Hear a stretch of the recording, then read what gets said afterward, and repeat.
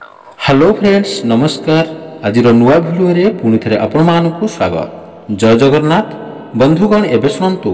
अष्टमी दिन संध्या समय घरर ईशान्य कोण घीओ दीपरे केसर पकाई जालिपा द्वारा धन प्राप्तिर जोग सृष्टि होता है।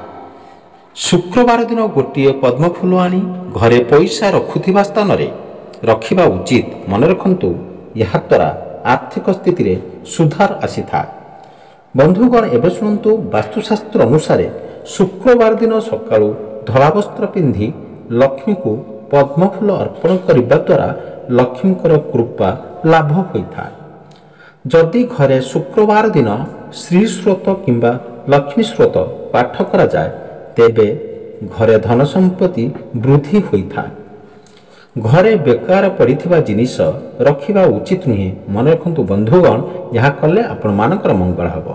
किंतु बंद होई पड़िथिबा विद्युत उपकरण रखिबा द्वारा नकारात्मक शक्ति वृद्धि होता है। बंधुगण घर पोछा लगाइबा समय पानी रे अल्प लुण पकाई पोछा लगाइबा द्वारा शुभ्रता वृद्धि होता है। घरर मुख्य द्वार सामने मन रखंतु जोता चपल रखिबा अनुचित। यह द्वारा अशुभता देखा देता है।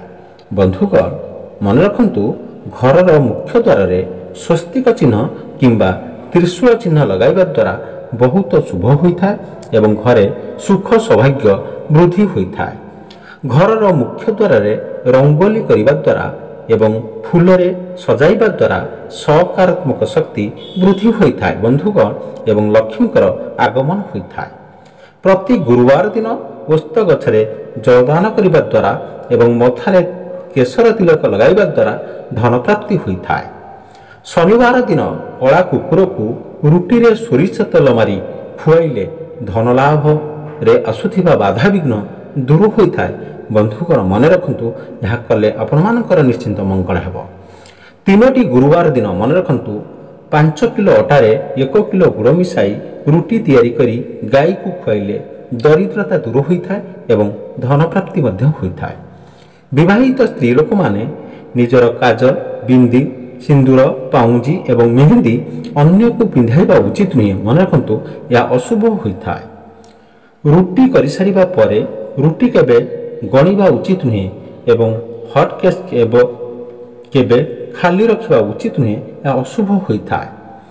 ठाकुर घरे काली शनि भैरव एवं नटराजंकर फोटो का मूर्ति रखिबा उचित नुहे। स्त्री लोक घरर दुआर मुह को लागिकरी खाइबा उचित नुहे कारण यह दरिद्रतार वृद्धि होवार कारण होता है। ठाकुर घरे दीप जाइला बेले दीपरू दीप लगाइबा उचित नुहे कि दीपरू धूप काटी जलाइबा उचित नुहे।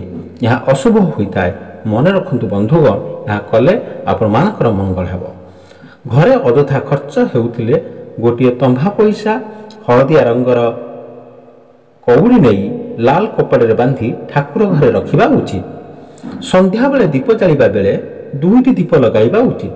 गोटे तेलर दीप एवं आउ गोटे घीओ दीप यह शुभ होता है। मन रखंतु बंधुगण यह कले आपण मानकर शुभ हुए।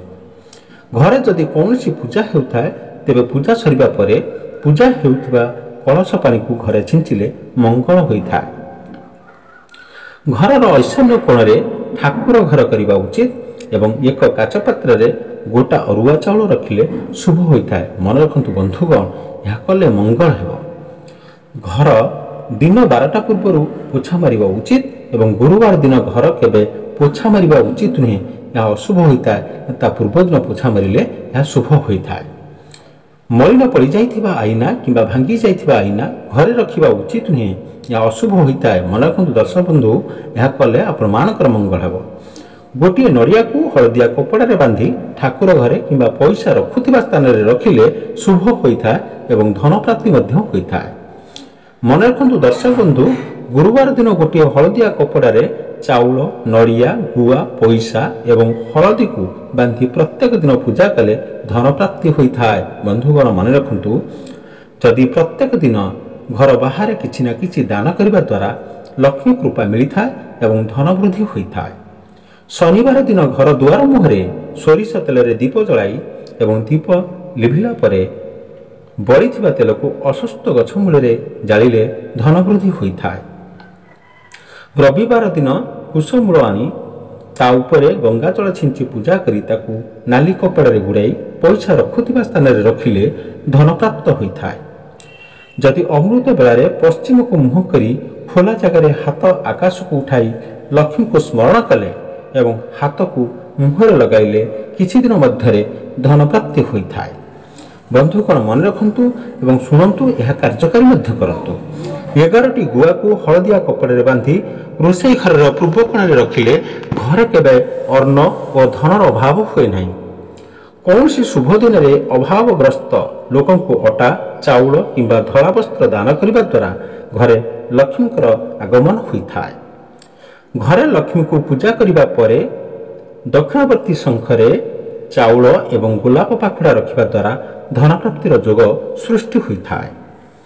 ଯେକୌଣସି ଶୁଭ ଦିନରେ ବାଦୁଡ଼ି ରହୁଥିବା ଗଛକୁ ଡାଳ ଖଣ୍ଡେ ଆଣି ଘରେ ଲୁଚାଇ କରି ରଖିଲେ ଧନବୃଦ୍ଧି ହୋଇଥାଏ।